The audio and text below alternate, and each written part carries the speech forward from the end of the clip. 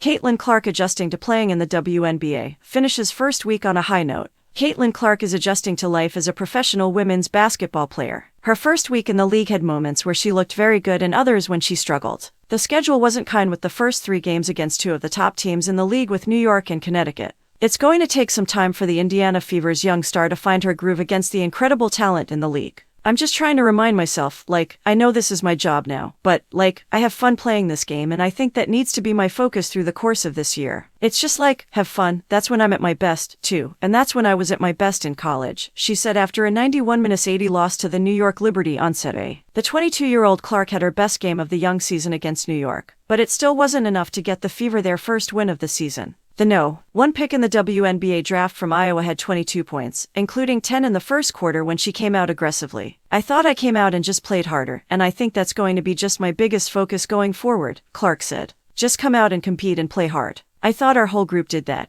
Her offensive numbers are pretty impressive as she's averaging 17.0 points, 5.7 assists, and 4.3 rebounds. She's now just the 4th player to have over 50 points and 21 assists in her first 3 games, joining Sue Bird, Nikki McCray and Candace Parker. There are definitely areas for improvement. She's only shooting 40% from the field, down 5% from her final college season, and she has 21 turnovers in the first 3 games. Her 10 in the opening game were the most ever by a player in their debut. Opposing players have been sticking up for Clark when asked about the rookie. I think the media needs to give her a little bit of grace and time to develop into a player, Liberty center Jonquil Jones said. She's learning every game she's out there. Her impact on this league is going to be tremendous and only grow as she matures. But just give her some time, man. Look at Kelsey Plum and how it was for her when she first came into this league and the player that she is now. Just give her some grace. Even if her stats haven't been at the same eye-popping level they were in college yet, Clark has already left her mark. Her first 3 games with the Fever have been huge for attendance and TV ratings. The Connecticut Sun sold out their home opener for the first time in 20 years. The game set a record for highest viewership on an ESPN network for the WNBA. More than 17,000 fans turned out for the Fever's home opener against the Liberty on Thursday night.